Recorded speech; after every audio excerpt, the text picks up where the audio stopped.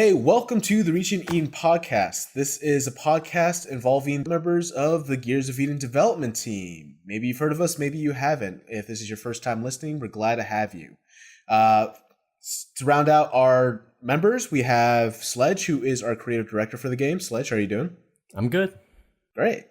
And then we have Eric, who is our creative writer. Eric, how are you doing?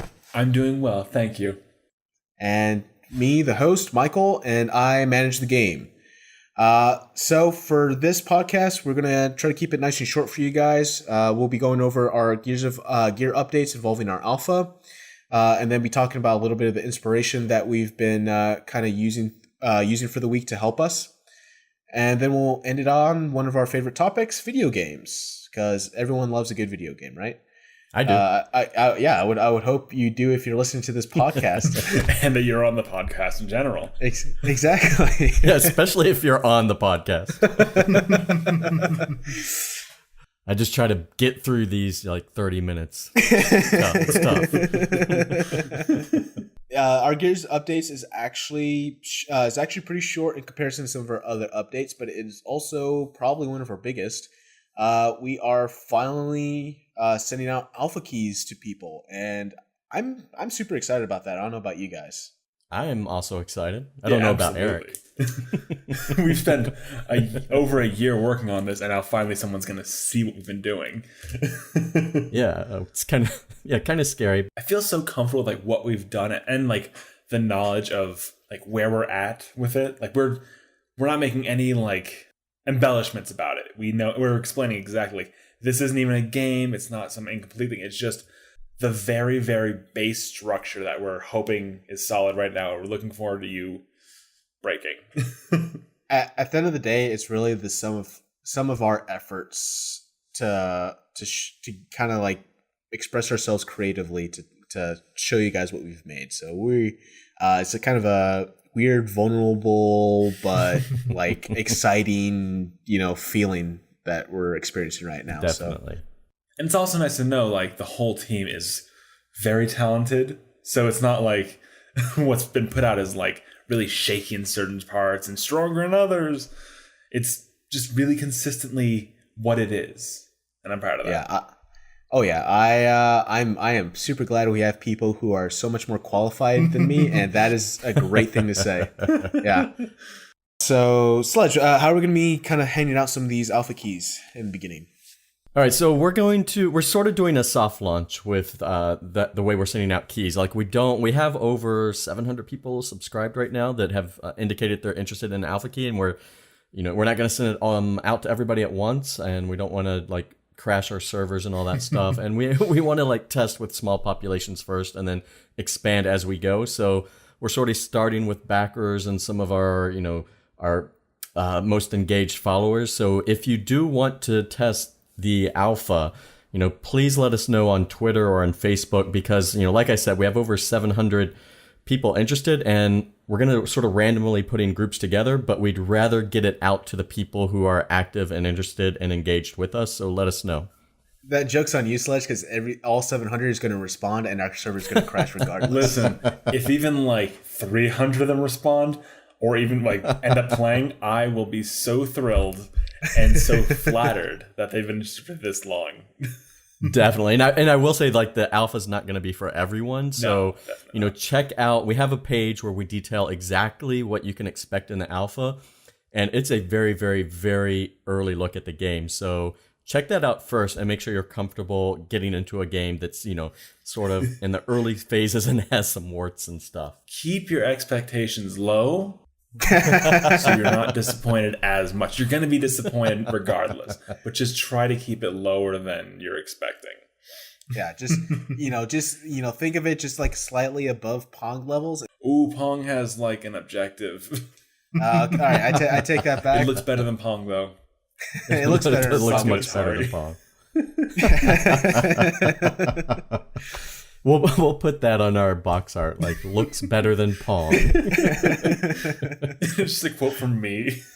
Yeah, one of the developers, because no one else knows. I am excited. So that's pretty short and simple for you guys. Again, just overly excited just that we're finally at a point where we can start showing this to people. We can't wait to hear what you guys think about it.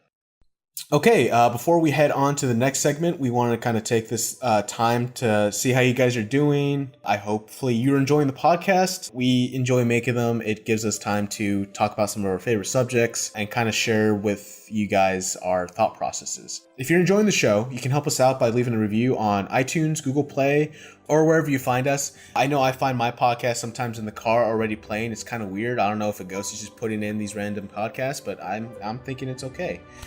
And it, helps me listen to something. But on a more serious note, this, leaving a review helps us kind of increase the awareness, increases our ranking, which allows others to more easily find the podcast and, get some of the enjoyment that you may get out of it.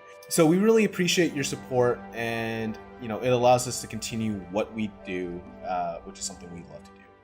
So thank you. And with that, we're going to get back to the show. Next topic is inspiration, one of my favorite segments. And basically what we have here is I've asked the guys here to give us an example of inspiration from their own lives. So this can come from either entertainment, the news, the internet, really anything, as long as it does one thing, and that's inspire. And this is to kind of just give you guys a better idea of what some people may use to help get their creative juices flowing. Sledge, what's been your inspiration for this week? All right, I'm going to take a different approach this week. I'm actually going to talk about music, which I don't think we've ever really talked about music as a source of inspiration on this podcast before, right? I think tangentially once, but yeah, no. I'll say we have described the music, but it's particularly our music and just finally being able to volume control it. But I would also say It is weird that we haven't discussed that, because it is, I think it is one of the most important parts with the video game is to be able to create that atmosphere. Oh yeah. Yeah, and I'm not even really talking about game music right now. I'm just talking about music as a source of inspiration. Right. And Eric, I don't know if in your writing process if you ever listen. I cannot write unless I have Spotify on and playing classical music. Nice. Listeners, you are on the ground floor for how Eric is able to write all his music. Spotify, write it down and just keep it in a note to the side. Yeah, no, it's always classical music, so there's no words. It's just something for me to focus on. It's chill. But there was this one time I actually found some music that was really bouncy, and I was like, I can't focus with this. I also find music really helpful in the brainstorming of concepts phase, just because there's an entrance into so much emotion through music, and that's one of the ways I find a lot of inspiration in it. But so recently I came across this song by an artist I wasn't familiar with. The artist goes by the name LP. I don't know if you're familiar with her, but that's short for Laura Pergolizzi. I'm sure I'm butchering that last name.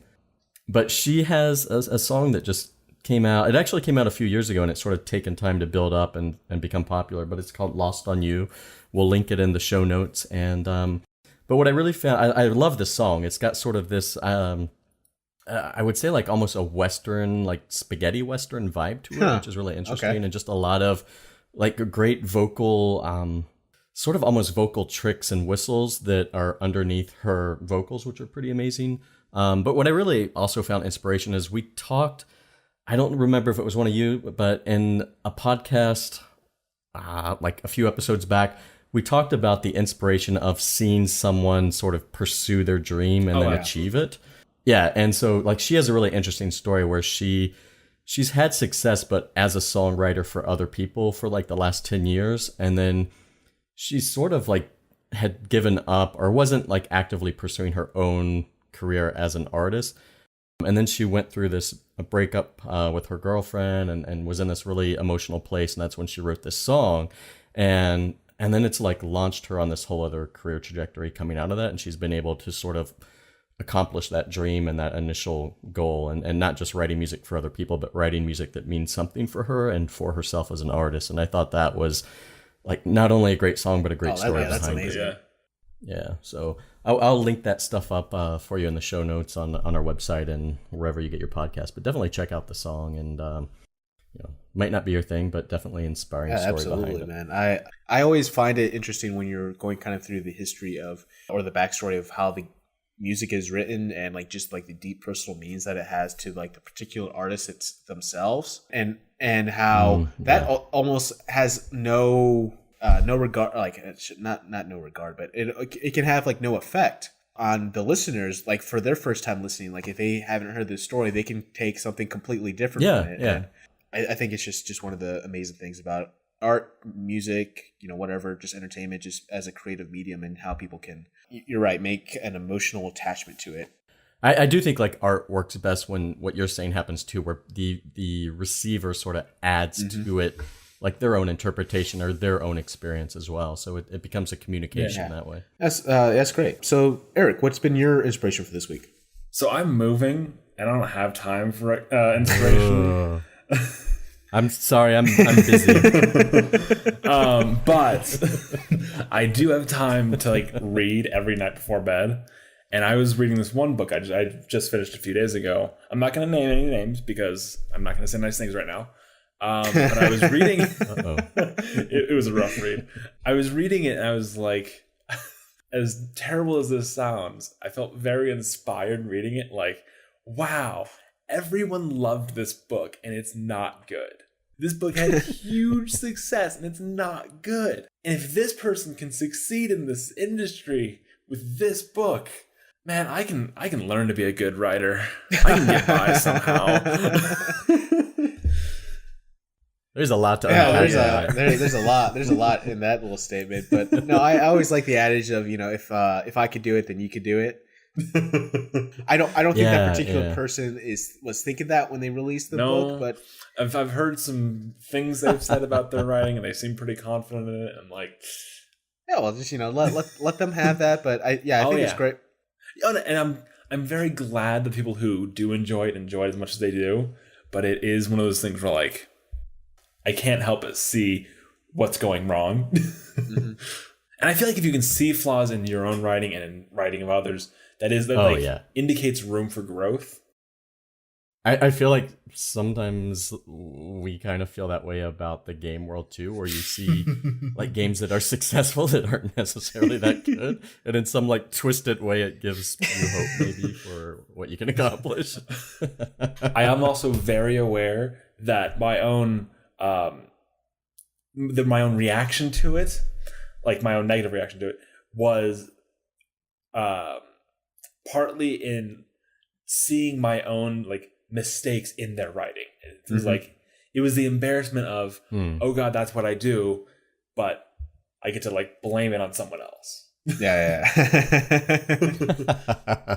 I'll even say I think it's good when you can be critical of other works and see what obviously doesn't work for you in relation to like your own work. So I think that's important because it's interesting you say that about like other games, because there are other games that we've seen come out and we like don't agree with like a direction or choice that they make.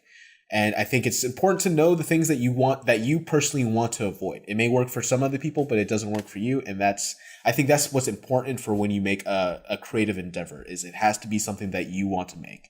I think some people may have illusions for whenever they're creating something, that they make something that they think other people are going to like. And so they kind of like cater specifically to one person. And I feel like that is kind of like a double-edged sword sometimes, where they those people actually don't want that. And it's kind of like a turn off for both the creator and the and like the intended audience. Well, if you're making something for someone else, you're making something that has already been made, essentially, because like they want that because they've reacted that way to this other thing. But if you make it for yourself, you're making a thing that is distinctly yours, even if it does have the things that like reference it or inform it. Yeah.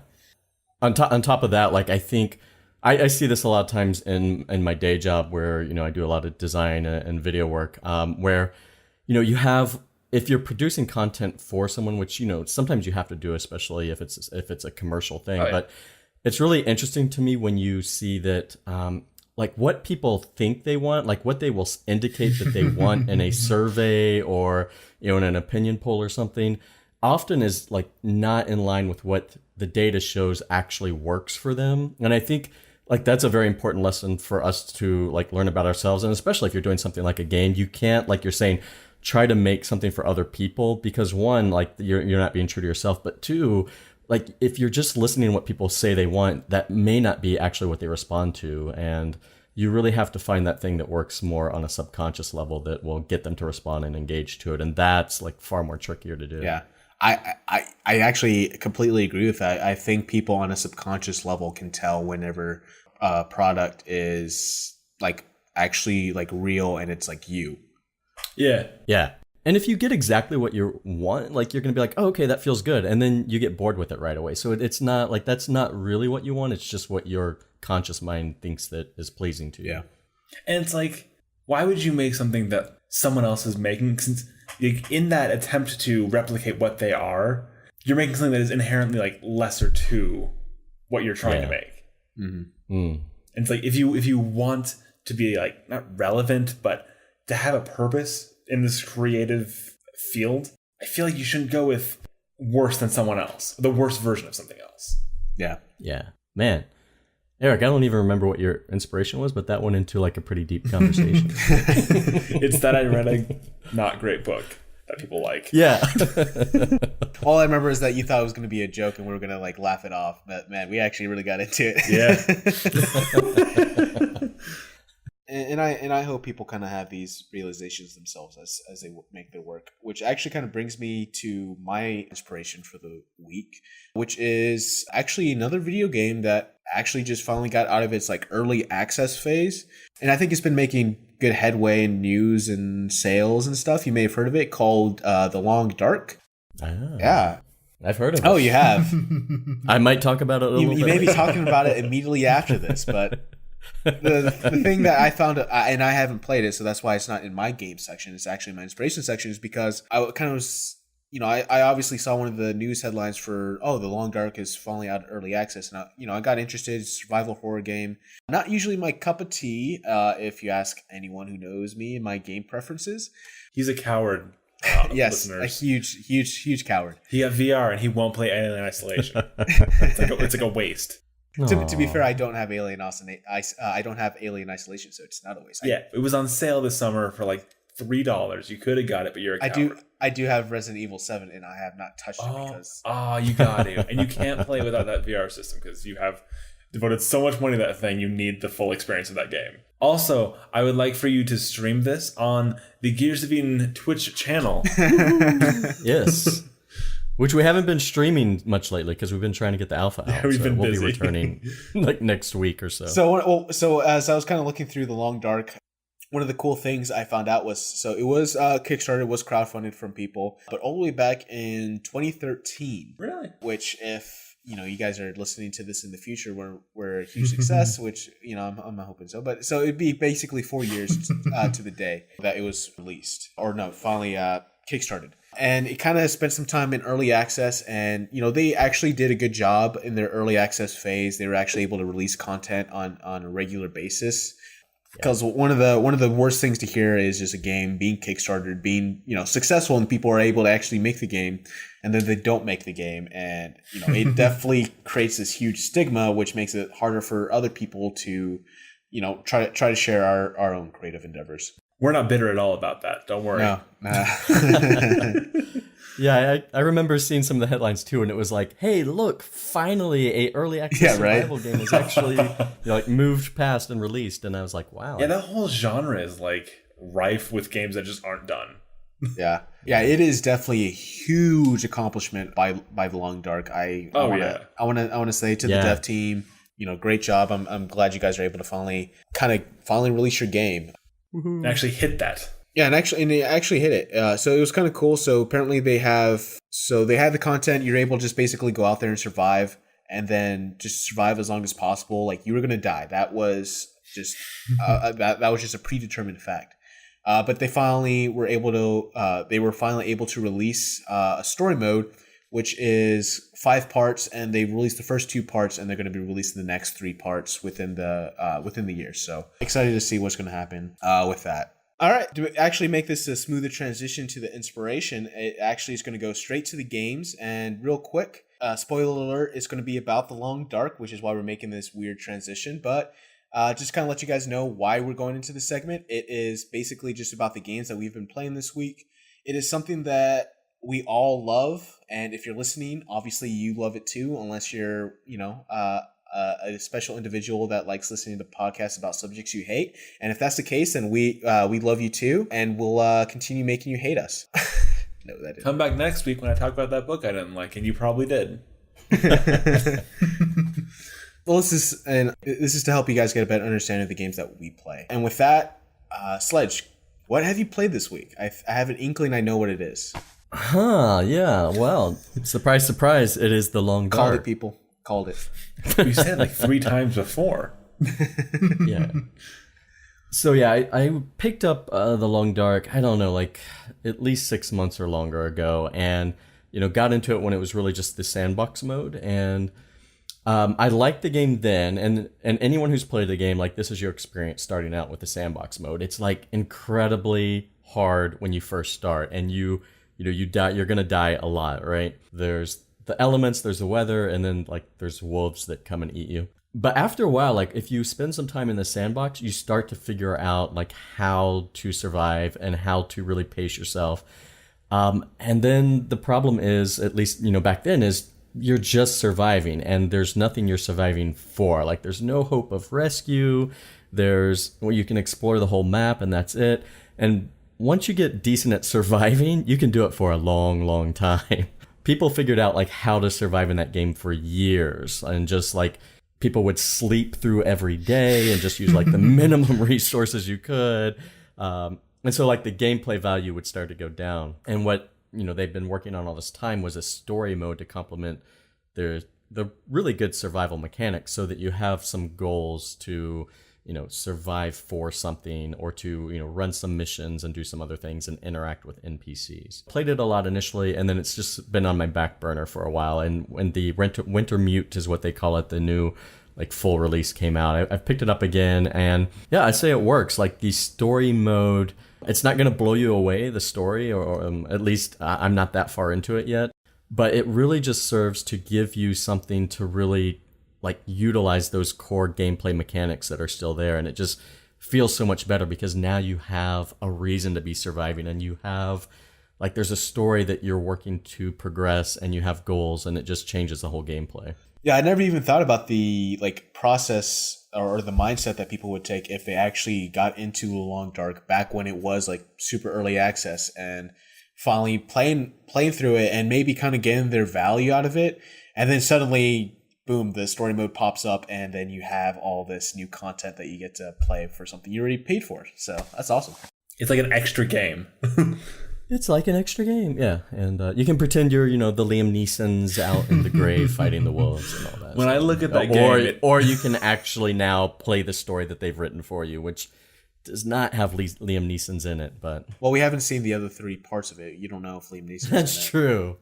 Eventually, you might have to fight him. That's what I'm guessing. You turn into one of the wolves, and you're actually the wolf. No, but when I look at this game, all I can think about is how I want to be Liam Neeson in this beautiful landscape.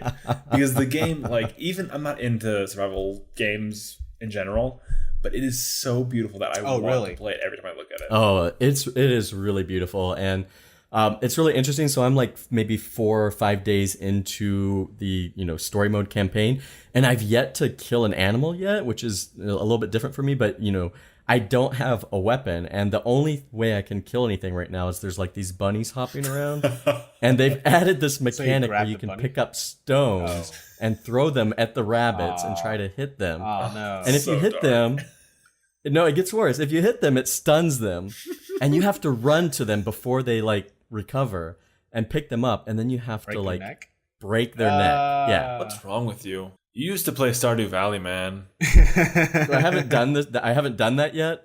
Fortunately, I keep finding like dead deer. Fortunately, you're like a hyena. Yeah, because I haven't been able to hit a rabbit yet, and then if I ever get one, I'm gonna feel pretty bad about snapping its neck. It's actually just like a slow progression. So like then you have to take those dead rabbits and like use them as kind of like nunchucks and fling around to kill like a slightly larger animal, which only stuns it, and then you have to kill that by breaking its neck, and it's just slightly larger and marginally cute. Instead of a rabbit, it's a chinchilla. Oh, Yeah, eventually. this is a whole new game idea we might be on here. Okay, we're stopping Gears of Eden. Working on our next project, guys. So hope you join us for that one. That actually answers my question earlier. I was going to ask if they did have animals and they have like wolves and stuff that you have to like fight off. So it isn't just like Mother Nature that you're fighting off. Yeah, well, those things are part of Mother Nature, but yeah, it's not just the elements of the weather. It's yeah, there's like Wolves are natural. Don't worry. I like to think that if Mother Nature is messing with wolves doesn't consider itself part of Mother Nature. I love X-Files Michael, who thinks that wolves come from like aliens or something. They're not part of nature. They came from above. I hate to point it out, but aliens are also part of nature. Yeah, there's wolves and there's bears, and they're adding moose. I don't know if they are in the game yet. Yeah, that's great. Well, I am probably not going to play the game because I'm still utterly afraid of wolves popping up from nowhere. You can keep saying that. Alien isolation. With that said, though, you can get a guarantee from me that Gears of Eden will not have a survival horror element. We'll see. And if they do, it is to spite me. So just keep that in mind, listeners. I love that here. So I try to look out for you. He's calling you cowards. Okay, so to move on to the next person on the line is Eric. Hey, how you doing, Eric? You doing good? I'm doing well. Oh man, Are we starting the podcast over? Yeah. If you let me finish, I'm gonna say. So I bet you can guess what I'm gonna ask you is, what game have you played this week? I have been playing Mountain Blade, which is what I was playing last week. But again, I don't have time for like more games to play. So right now, I'm just in the middle of conquering Caldria, and let me tell you, I have the biggest kingdom in the country or in the continent. You know what they say about people who brag too much about their kingdoms, right? They have the strongest economy of the entire continent of Caldria. Yeah, And they always pay their debts. Yeah, exactly. Oh, am I the Lannisters? I haven't gotten far enough to really know what their deal is. They're just good people. All right. I mean, I can tell they're already not, so that's a lot. You don't want to be the Lannisters in this certain case. Yeah, I want to be the Starks. What are they called? Starks. There we go. Yeah, sure. You want to be the Starks. Yeah, but just the one who's on the wall, because I know what happens to the other ones. Okay. All right. That's been spoiled for me. Ooh, or Arya. No, she has a sad life. I'll go with is it Jon Snow? Yeah, Jon Snow. To be fair, I think everyone in the Game of Thrones has a sad life. I don't think. Seems like Arya has the saddest life. Because I've heard like. You know, it's like one of those cases of like the whole Game of Thrones. They say it's a game to control like the kingdom. The only way to win is to not play it at all, and I think it is absolutely true for like this particular game. Yeah. Yes. Yeah. So to kind of actually bring it back a little bit. So if Mountain Blade Warband were to have a more Game of Thrones-esque gameplay, would that increase your enjoyment level of it? So first of all, I love the game to begin with, but also. It kind of feels like not exactly Game of Thrones, because Game of Thrones has like the magic-y thing like underneath, and it's a little more like everyone's the worst in the world. But the whole like kingdoms that are like at war and the politics thing, that's all there in Mountain Blade. And if you really want the landscape of Westeros and like the names of all the people that are fighting each other, you can get the Game of Thrones mod, because that game has an amazing modding community. You can play Game of Thrones in it. You can play Very cool. Star Wars in it, and you can get this cool like Japan mod where it's instead of just like some random medieval kingdom thing, it's actually Japan, and there's all these feudal lords. I haven't gotten that far into the game yet. Like I haven't gotten to that. I'm on my first playthrough, so I don't need other mods, but it is all there, and it's very cool that it exists. I was just making a joke, but that's actually cool. That is cool. Oh yeah. If when I hear like the Game of Thrones mod is actually like really good. Are we gonna have like a Game of Thrones mod for Gears of Eden? I just want to get the modding community out there, start thinking about that. So yeah, if you can make that work somehow, go for it. I always find it amazing when I always find the modding community amazing, just like how creative and how much they can do. I probably would say Skyrim's like popularity is more on the modders than actually the game itself. Yeah, I think so. As someone who has played, I think every Elder Scrolls game, except for like the weird spin-off ones, like from the 90s or something, Skyrim on its own is a very impressive game, but it's not a great Elder Scrolls game. The reason it succeeds like it does is because of the amazing, amazing modding community around it. That's awesome.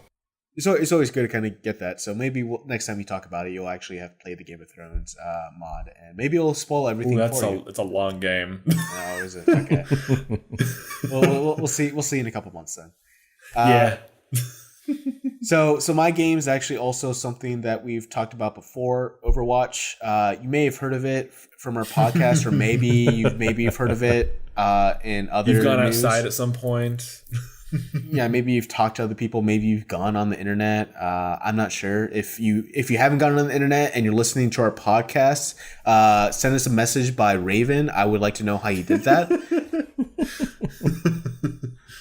But one of the things about Overwatch is I can always it has high replayability for me personally, and kind of for the people on the dev team.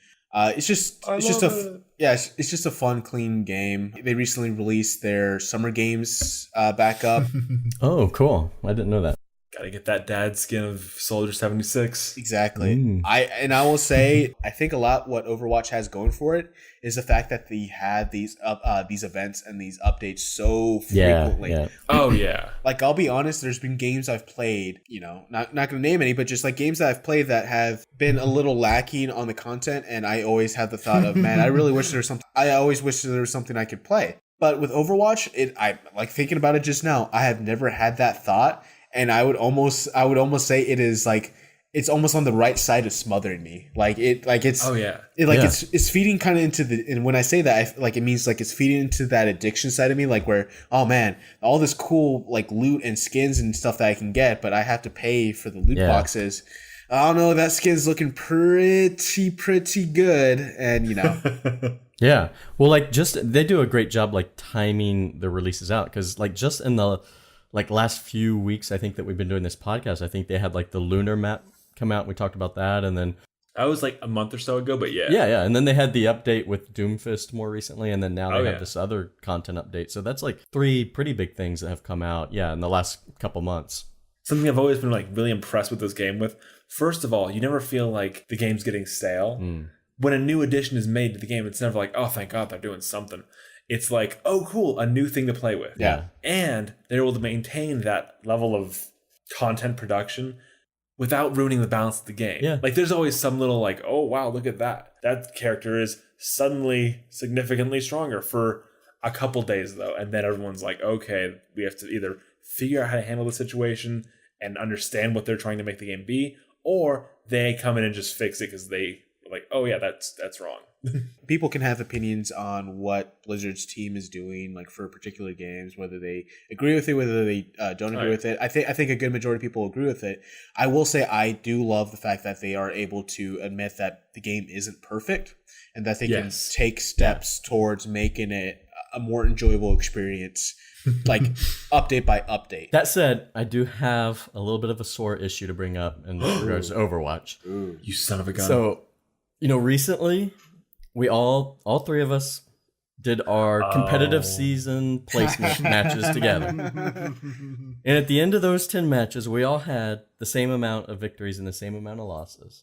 And you two got a placement that was pretty close to each other. And then I got my placement, and I'm like way further down. So what happened is that... you should have seen my face. Michael here got platinum because he's a DPS character, and they get all this. I want to also make the distinction that I have never actually done a competitive season. Like, I've played a couple placement matches, like here and there, but I've never actually placed. So I'm just thinking I'm actually a little lower than I should be if I actually played competitive more often. You play without your healer, who is really the backbone of every team, but still for some reason got stuck in gold. And then you had your very reliable tank, who is always doing a great job, who, Sledge, Where were you put? Oh my gosh, I don't even remember what. Well, I do. You were put in silver. I thought you were about to say he was bronze, and I was like, I'm sorry, I'm not gonna be able to play with you anymore. Just on principle. You would not be able to play with Sledge anymore because they wouldn't let you until he got yours down. I mean, yeah, that too. But it felt like bronze or wood. Wood. Like they can't even be bothered to make wood like metal, so they just kind of like chunk a bit of wood off the nearest trade. So here, you can have just it. Some guy with a pocket knife. He just carved it out. Yeah, it's not even really like he did literally nothing else after that. He like stuck a knife into the bark, like pried some of the bark off and just threw it to you. It's not even really touched. You'll get a splinter from it. Any unfairness people may feel, I still enjoy the game, and you know there's always quick play if we want to play together. So I want to drag you down to my level. Yeah, come the next update, my account got hacked and I'm somehow brought all the way back down to bronze, and I'm like, okay, where you belong. Yeah, where I guess I belong. It's not like I do anything for you guys.